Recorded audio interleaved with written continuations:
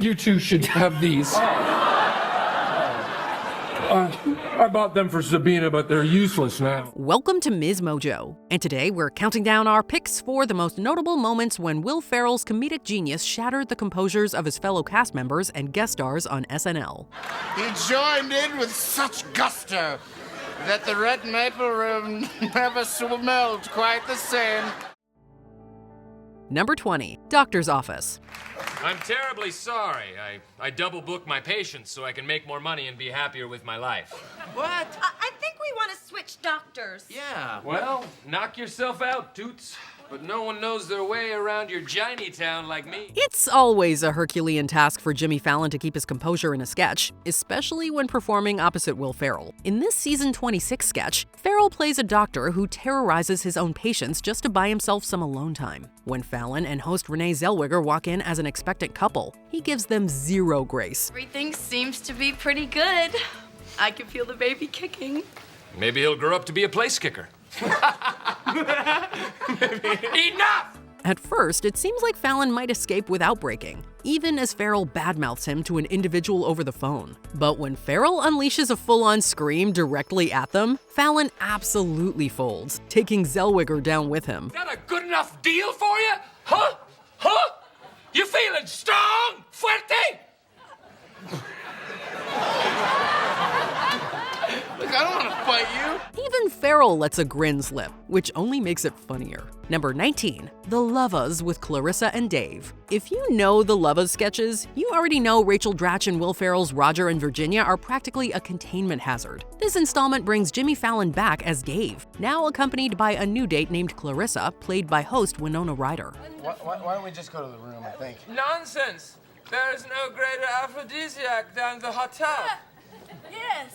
It's hot tub, not hot tub. Here, Clarissa becomes completely entranced by Roger and Virginia's suffocating romantic energy, leaving Dave feeling like a third wheel on his own date. Things hold together reasonably well. That is, until the food and wine arrive. Remember the first time we ate K-Pods?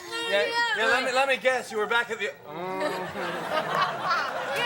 Let me guess. You were back at the university, traveling through Spain, right? When you met your friend Ted Johnson or something. The props, combined with Ferrell's escalating commitment to the bit, send Fallon into barely suppressed giggle territory. Ryder isn't far behind, too, as she fights a laugh she clearly didn't budget for. I'll be shortly there to caress you with hands pruny with chicken grease and chlorine. Gross. Oh, Roger and Virginia, you have helped me see what love is all about. Number 18, Cobras and Panthers. Norm Macdonald playing a dead-serious gang leader opposite a cast of dancing delinquents is already a comedy goldmine. In this West Side Story-inspired sketch, Macdonald's hardened street thug watches in disbelief as his own crew spontaneously breaks into theatrical song and dance. How you come up with a song so fast? No, just came to me. What about? Just came to you. It was perfect. It was like you rehearsed it or something. Oh, thank you. Ferrell is one of the gang members, and when a rival gang shows up to confront them, Macdonald attempts to rally his boys, calling them out one by one for backup. When he gets to Ferrell's character, Ferrell skips out with a theatrical flourish that is completely gloriously wrong for the moment. Big Jake! Oh, God, this isn't working out. McDonald's famously deadpan delivery wavers just barely, but enough to notice. For Norm Macdonald, that is basically a full breakdown. What do? You call that being a cobra? Boy, show 'em what it means to be a panther. Panthers! Yeah! Cobras! Panthers! Yeah! Cobras! Number 17, Ventriloquist. There's something uniquely unhinged about a ventriloquist's dummy that gains sentience specifically to complain about his situation. So, do you have any plans for this weekend, Chippy? You try having plans this weekend when you got a man's hand up your butt.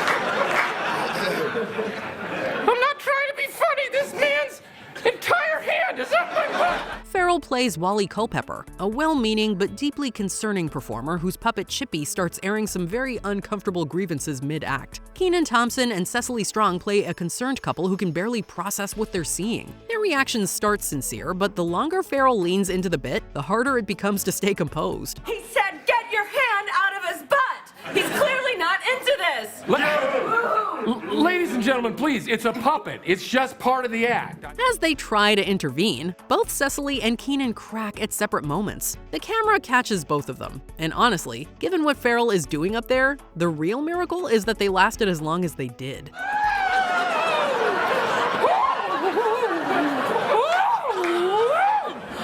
It never gets easier. Not with you as a partner, it doesn't. Number 16, Scared Straight, SNL 50. My name is Lorenzo McIntosh. And my name is All the Way Ray May, because I don't do nothing halfway. The SNL 50th anniversary special gave us many gifts, but perhaps none more unhinged than this. Kenan Thompson and Eddie Murphy play two convicts confronting a group of young men about the harsh realities of prison life. Then, Will Ferrell walks in as Big Red, and it becomes immediately clear that hardly anyone will leave the sketch in one piece. Who's this guy? That's Big Red. That's right. They call me Big Red. Because of your hair? No, because I'm well read.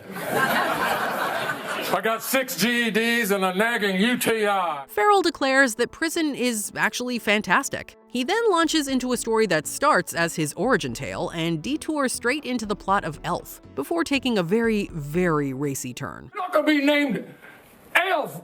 You're not gonna be an elf named Buddy. You're not. No. No. You're gonna get elfed in your butt, G. I'm trying. I'm trying. Ferrell himself starts fumbling his own lines. Thompson and Murphy both crack. Even Mikey Day and Marcelo Hernandez can't hold it together. Cause you be yelling son of a nutcracker, all right? But it won't be no Santa coming to town. It'll be Santos coming in your brown. No! No! Number 15, Office Break Room. I'm taking a road trip and we stop at a Crate and Barrel. And I tell the waitress, hey, I'm on a diet. Is there anything in the menu you'd suggest? And she's like, sugar pie, you're at Crate and Barrel. Even our menus have butter all over them. Poor Jason. All he did was accidentally confuse Crate and Barrel with Cracker Barrel, and suddenly his entire office won't let him live it down. Or at least that's what he thinks. Ferrell plays the wounded coworker and begins to spiral dramatically, squaring off against Chris Redd, Heidi Gardner, Alex Moffat, and Cecily Strong. Jason, let it go. You know what? You're awful. All of you are awful. Okay, calm down, man. This office is so cliquey. We have moved on, Jason. His exit strategy, grabbing the office water dispenser bottle for a dramatic storming out, would have been perfectly fine, except he picks it up completely upside down. As the water trails his every step, Cecily Strong's composure cracks ever so slightly. It certainly doesn't help that Ferrell remains in the background, crouching to ensure he stays in frame. Man, what the hell is wrong with him? I don't know. You know, I don't even know why I'm married to him, but he's my husband and I love him. Number 14, Date in Mexico. This cut-for-time sketch plays out almost like a short film, and Ferrell commits to every agonizing second of it. He's a romantically optimistic man at a resort restaurant waiting for his overseas lover, clearly channeling the energy of a 90 Day Fiancé episode. Lobster for two? Yes, that's for me and Sabina. She's my girlfriend from Moldova, and she's meeting me here in Mexico. Oh, that's great. Yeah, we're in love. And that's why I bought her a plane ticket from Moldova to Mexico to meet me.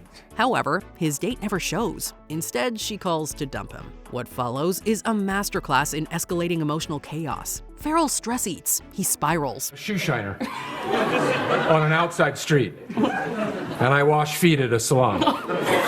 Oh, okay.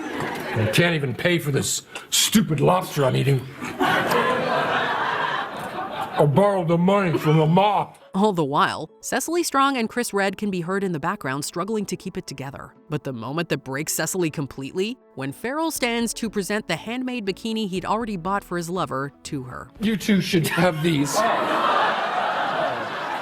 I bought them for Sabina, but they're useless now. I'm sorry, what is this? Candy panties for Sabina. Because she's sweet like Canty.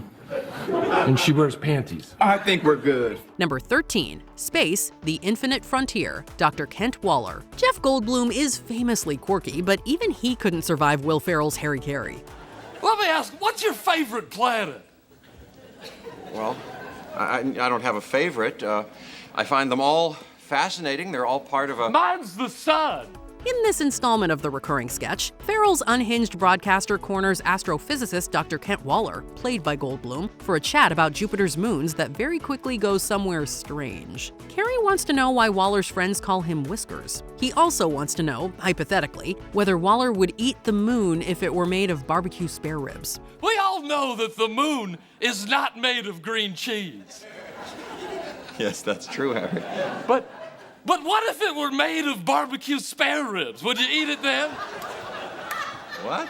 I know I would. Heck, I'd have seconds. Goldblum laughs several times throughout, and while he tries to frame it as his character finding Carrey ridiculous, the seams are very visible. That's not acting. That's a man genuinely delighted and slightly bewildered by whatever Will Ferrell is doing across from him. How about this mad cow disease? What about it? Well, it was here for a while, then it went away. Your thoughts? Yes, it was what was in the news for a while, and then it disappeared from the news. Good. Number 12, Mountaintop Lovahs. Roger and Virginia strike again. This installment of the Love-ahs sketch brings in Amy Poehler and Chris Kattan as a new couple subjected to the duo's suffocating, boundary-obliterating romance. So, the skiing was good? Oh, exquisite. Tell me, have you in the Bear Claw Lodge before? No, we haven't. This is our first time. Yeah. This time, host Jack Black joins the chaos. Ferrell reprises Roger's iconic stilted vowel inflections, this time applying the same bizarre treatment to the words Subaru and tow truck. That choice destroys Rachel Dratch completely. She physically buries her face in Ferrell's hair to hide her grin. All the while, I sat in a broke-down Subaru, dressed in a wizard's costume, waiting for a tow truck to bring a new fan belt. Poehler breaks multiple times. Black, who has the misfortune of being on the receiving end of Ferrell's aggressive thigh stroking, also cracks. At a certain point, containing yourself simply becomes impossible. Roger finally arrived in his wizard's costume. He joined in with such gusto that the red maple room never smelled quite the same. Number 11, the sensitive drill sergeant. Ferrell's drill sergeant is equal parts intimidating and bizarrely nurturing, which is already a tricky balance. Opposite him, David Spade barely stands a chance. Early on, Spade starts to crack, and Ferrell immediately turns it into fuel, punishing him with push-ups while staying fully in character. Do you think this is funny, Private Peterson? Drop and give me 20, you insensitive dog turd!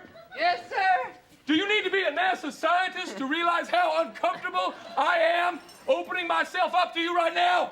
The real breaking point comes when Ferrell gets in his face, shouting and poking him with his hat brim in increasingly aggressive taps. Spade tries to hold it together, but the combination of physical comedy and Ferrell's intensity is too much. I would like to sincerely apologize for the insensitive way I acted earlier, sir.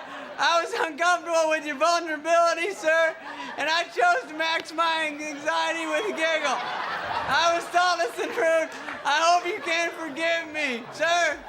His smile breaks through, and from there, it's a losing battle. Ferrell senses it and keeps going, turning Spade's laughter into part of the rhythm of the sketch. Permission to hug you, sir. Permission granted! All right, gentlemen, that's enough of this slumber party. Number 10, reality stars. Together with Cecily Strong, Will Ferrell gets to embrace his sassier side in the sketch. I can't tell you how great it is to be out of LA and back in Flagstaff with my normies. Give me reg peeps over Holly Woo Woo any day. The two play a couple that unexpectedly starts shooting footage for their reality show at a barbecue they're attending. Their behavior turns outrageous the second the camera starts rolling, with verbal onslaughts that feel like something straight out of a Real Housewives episode. You need to own your BS. Excuse me? Hey, don't you dare yell at my wife!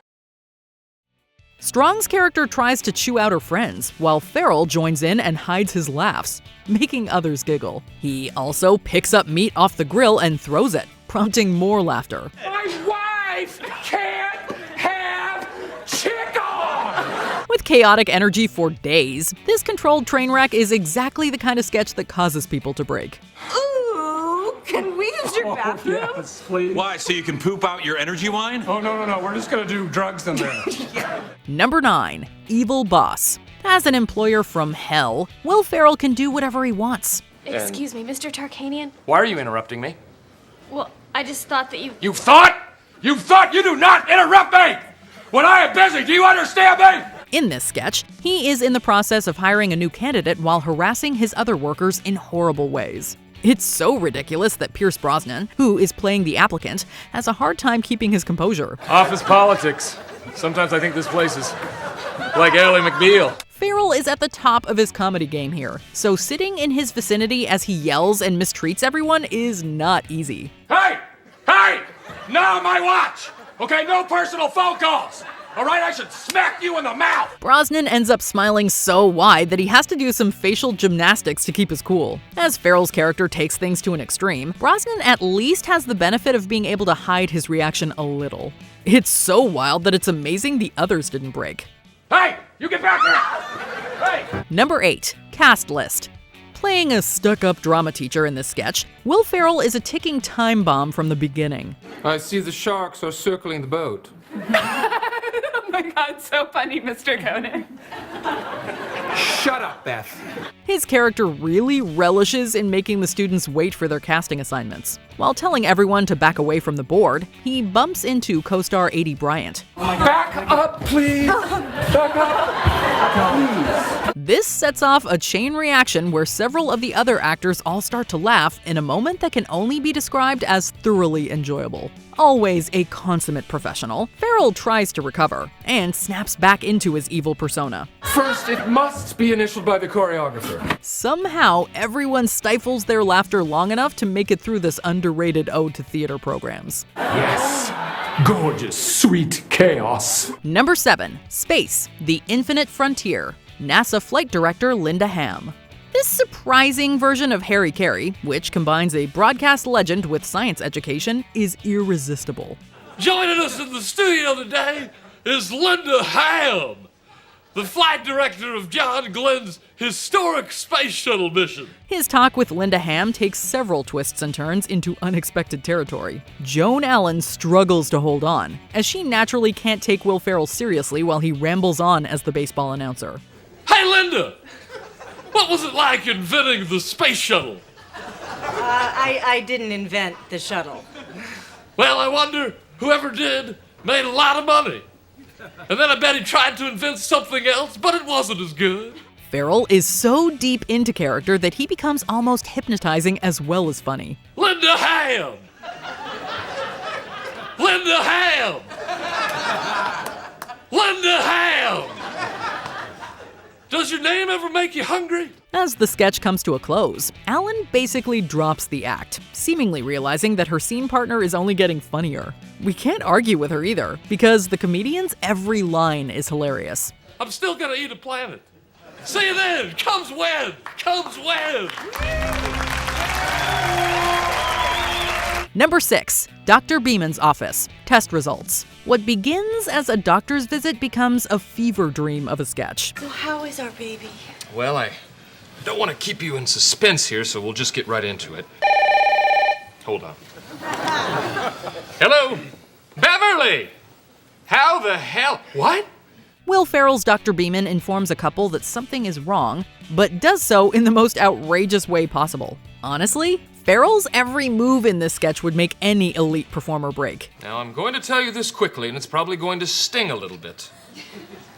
Your son's a witch. What? Oh my God, no! He can't contain himself after Tim Meadows' dance, leading an already breaking Molly Shannon to laugh as well. What the hell was that? Look, I couldn't think of anything good. The truth is, we misplaced your baby. The entire idea almost collapses at this point, with only Chris Parnell being able to keep a straight face. Before it's all over, Ferrell readjusts and brings the glorious sketch home with some solo work. But the laughs stick with us. Yikes!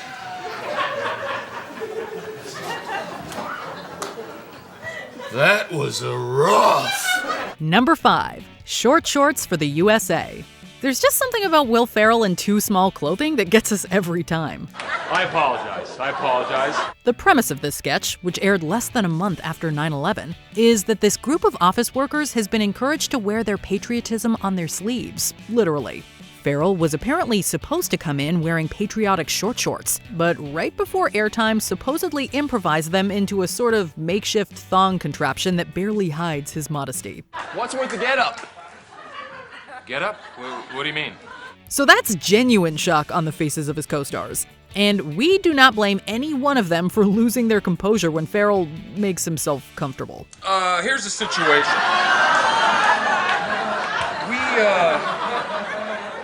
Here's the situation we find ourselves in. His dedication throughout this bit makes for a hilarious experience that his collaborators, like the audience, clearly love. The US of A is the greatest country on the face of the earth, and for that, I will make no apologies. Number 4, Jeffries with Shawn Hayes. This sketch is hilarious from the jump, and there's a ton of build-up. Come on, man. Diesel's hip. Yeah, a hip that should be replaced. It all comes down to the finale, though, when Will Ferrell's boss character arrives. He strolls in on a scooter with an icy look that quickly causes Jimmy Fallon and Shawn Hayes to lose it. There's also the little cell phone that adds another hilarious detail to his entrance. Needless to say, his castmates are basically left in stitches, and he himself almost giggles. Hello? Yes? Really? Splendid. Fallon is already known for breaking, but trying to stay composed while Will Ferrell is doing some of his best work? That's tough. Ferrell doesn't even need to be in the entire sketch to steal the spotlight and generate laughs. More than perfect. Allow us to engage the Concorde then. I wish I had something higher than first class. Please. Number 3, the Love-ahs with Barbara and Dave. While trying to enjoy the hot tub, Jimmy Fallon's Dave encounters an interesting couple played by Will Ferrell and Rachel Dratch. Is this your first time at the Welshly Arms Hotel? Yeah. And are you here without a lover? The duo speaks with indecipherable accents as they become more ridiculous with each passing second. Their strange behavior starts to put the whole sketch on edge, sending Fallon and Drew Barrymore's characters for a loop. Dave. David. It's like a Twilight Zone episode that's played for laughs that even the cast members can't resist. Our dear friend, Barbara Hernandez, is the top female archer in the Northeast Division. That's unbelievable. Everyone, including Ferrell and Dratch, begin to crack as the wacky dialogue gets the best of them. Ferrell soon brings the house down as he spits out his oddly poetic lines through chuckles. Was it in our mind? We don't know. Number 2, more Cowbell. Will Ferrell comes in hot in this iconic sketch. His character starts playing the cowbell in a raucous recording session that doesn't go as planned.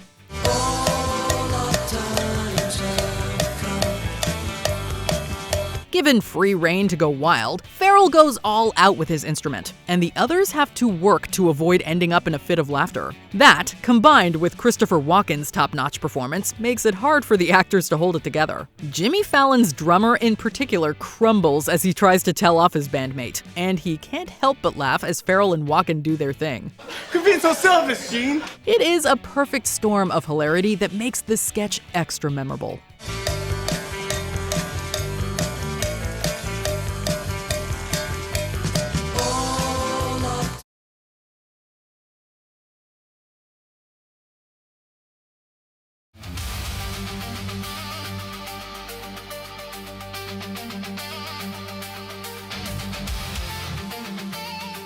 Before we continue, check out this single from MsMojo's album Current, EDM Transformed.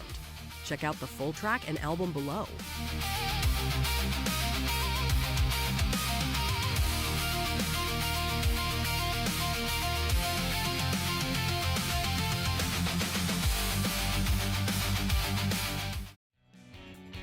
Number 1, Gus Chiggins, Old Prospector. We're not sure how this character found his way into this sketch, but we are glad he's here. The last name is Chiggins. C-H-I-G-G-I-N-S. Chiggins. And I thought my hearing was bad. Gus Chiggins is the odd man out in a military operation that's about to ship out. Unsurprisingly, the other men have some questions and concerns about the old Prospector being there in the first place. I'm just afraid that with all of his pots and pans banging around, the old Prospector's gonna compromise that. Why don't you just worry about yourself and leave the prospecting up to old Gus Chiggins? Will Ferrell's absurd performance makes every second of the bizarre premise worth it. His voice, mannerisms, and overall demeanor need to be seen to be believed. Most of the cast breaks one by one as they have to keep asking about Chiggins. As I've said before, 100 times before, each unit has been assigned an old Prospector. Okay? While the other cast members are supposed to act mad at the outsider, they cannot contain their giggles after Ferrell's lines. And if you hear me make the sound of a chipmunk, stay real still. How do we know what that sounds like? Oh, trust me, Joshua, you'll know.